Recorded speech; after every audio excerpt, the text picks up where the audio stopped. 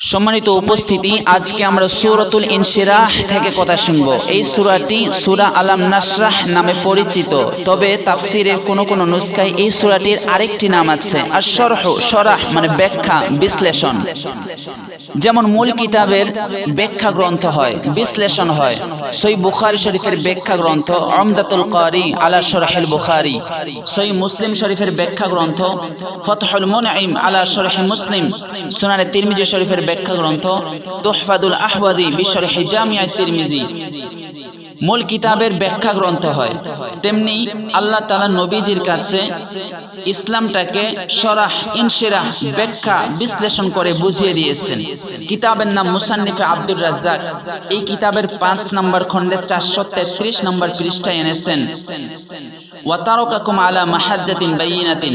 নবীজির কাছে আল্লাহ তাআলা ইসলামটাকে সুস্পষ্ট, ক্রিস্টাল ক্লিয়ার, টলটলে পরিষ্কার ব্যাখ্যা বিশ্লেষণ করে নবীজির কাছে আল্লাহ তাআলা ইসলামটা বিশ্লেষণ করে দিয়েছেন, শরাহ করে দিয়েছেন। এজন্য এই সূরাটির নাম হলো সূরাতুল ইনশিরাহ, সূরা আশ-শরহ, আলাম নাশরাহ লাকা সাদরাক।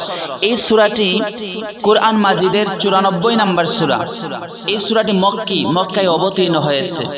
এই সূরাটির সেন্ট্রাল থিম বা আলোচ্য বিষয় হলো কষ্টের পরেই আছে সুখ, কষ্টের পরেই আছে আনন্দ, কষ্টের সাথেই স্বস্তি আছে। এই সূরাটি সান্ত্বনার সূরা, এই সূরাটি মোটিভেশনাল সূরা। এই সূরাটিতে পেইন রিলিফ অয়েন্টমেন্ট আছে, পেইন রিলিফ পিল আছে। ব্যথার উপশম ওষুধ হিসেবে এই সূরাটি কাজ করে। ইদাশতাদ্দাত বিকাল বালওয়া ফাফাক্কির ফি আলাম নাশরাহ ফাউসরুন বাইনা ইউসরাইনে ইযা ফাক্কারতাহু ফাফরাহ। যখন তোমার কষ্টের সময় আসে, দুঃখের সময় আসে, অনেক মন খারাপ হয়, তখন তুমি সূরাতুল ইনশিরাহ, আলাম নাশরাহ সূরাটা তেলাওয়াত করো।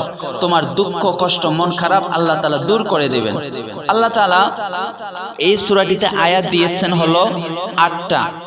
প্রথম চার আয়াতে আল্লাহ তাআলা মার্সি এন্ড দ্য বাউন্টিস, করুণা, অনুগ্রহ আর নিয়ামতের বর্ণনা দিয়েছেন নবীজি সাল্লাল্লাহু আলাইহি ওয়াসাল্লামকে।